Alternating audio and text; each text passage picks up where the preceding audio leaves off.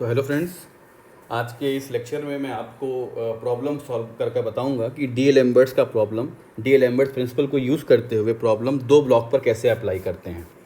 तो I have written a question. आप question को पॉज कीजिए और इसको रीड कीजिए। मैं पढ़ता हूँ इसको।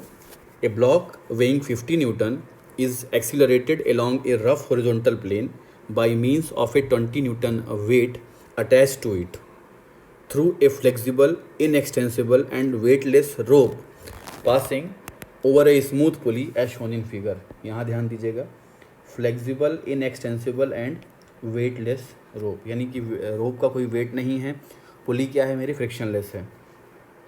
हियर यूजिंग डी एम्बर्ट्स प्रिंसिपल, कह दे रहे हैं डायरेक्टली डी एम्बर्ट्स को यूज़ करना है। Determine acceleration of the system and tension in the rope and given the coefficient of friction between the 50 Newton block and horizontal plane as 0.2 और ये मेरे को फिगर दिखाया गया है, राइट। तो मैं इसका सॉल्यूशन करता हूँ, आप भी देखिए कैसे किया जाएगा क्वेश्चन को सॉल्व, क्या अप्रोच होनी चाहिए क्वेश्चन को सॉल्व करने के लिए, राइट। ये यहाँ पर दो बॉडी दी गई है, then I have to draw the free body diagram of both the bodies. पर स्टार्ट किस बॉडी से कर रहे हैं, that we have to consider. Here given in the figure itself, acceleration A is towards right। अगर acceleration A towards right है तो ये बात बिल्कुल क्लियर हो जाती है कि जो बॉडी 2 है वो हमेशा क्या होगी, वो नीचे की ओर जा रही होगी और बॉडी 1 सरफेस पर राइट साइड की ओर मूव कर रही होगी। तो मैं सबसे पहले FBD बनाता हूँ बॉडी 2 का। I am drawing FBD of free body diagram of body 2। देखिए क्या हो जाएगा, what will be the FBD of body 2।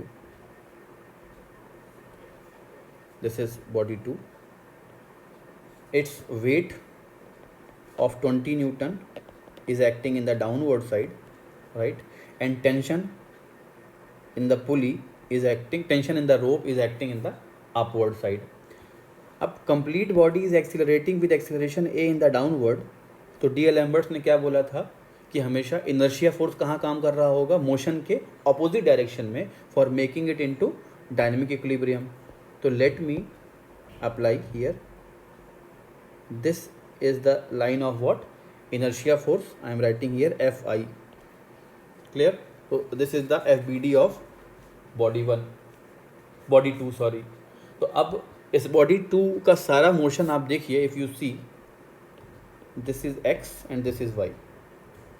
So complete motion, complete force acting on the body is in y direction and body also is moving in y direction। तो मैं क्या करता हूँ, force equation लिखता हूँ, summation of forces in y direction, summation of forces in y direction will be equal to 0, y equal to 0 because body will be in dynamic equilibrium by the application of inertia force। तो क्या हो जाएगी equation, W2 downward minus T upward और minus F I is also upward, this is equal to 0। यहाँ से मैं क्या लिख सकता हूँ, I can write W2 minus T minus what is F I is equal to M2 into a. F I is equal to, let me write here, M2 into a. और M2 को क्या लिखा जा सकता है, W2 by g. W equal to M G से W2 by G into A is equal to 0। Let me put the value here, it is 20 minus t minus 20 by 9.81 into a is equal to 0। therefore simplified equation is t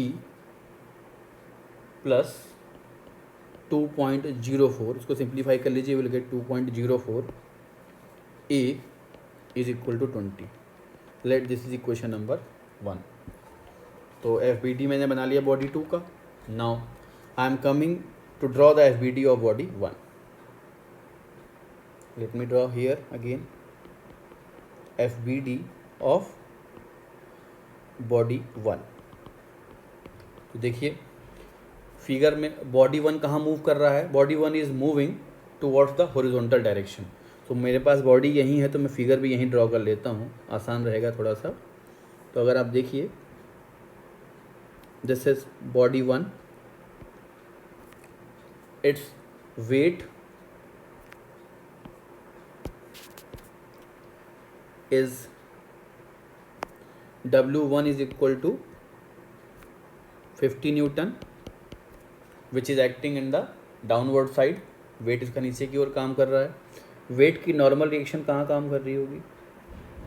obviously it will be upon, I am sorry ये diagram rough हो गया, मुझे दोबारा इसको लेना पड़ेगा, really sorry, let me draw it again.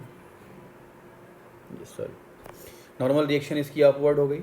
Now body is moving towards right, so a tension force T is acting at the right, and because there is given friction coefficient mu is 0.2 between the surface and the block, तो इसके opposite motion के opposite एक friction force भी काम कर रहा होगा.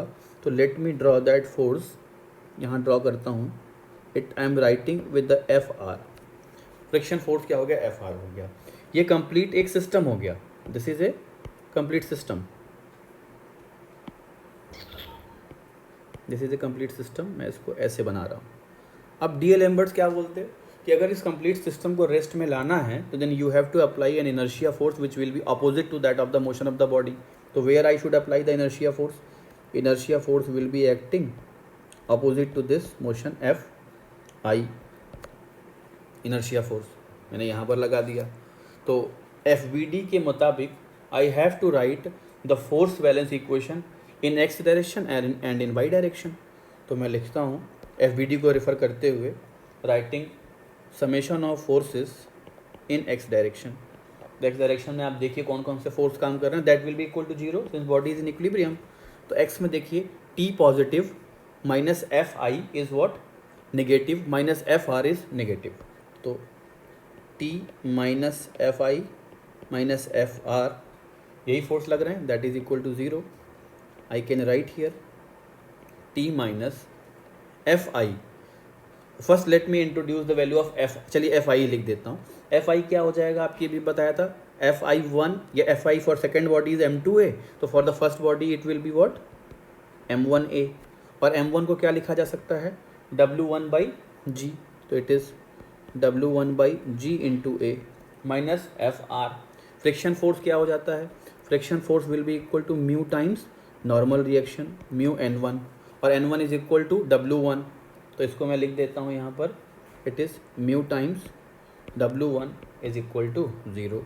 Late me put the value T minus 50 by 9.81 A minus mu is 0.2 into 50 is equal to zero. Therefore simplify this, you will get T minus 550 by 9.81. Let me solve on the calculator, and this is 50 divided by 9.81, yes, and this is 50 into 200, that is 10.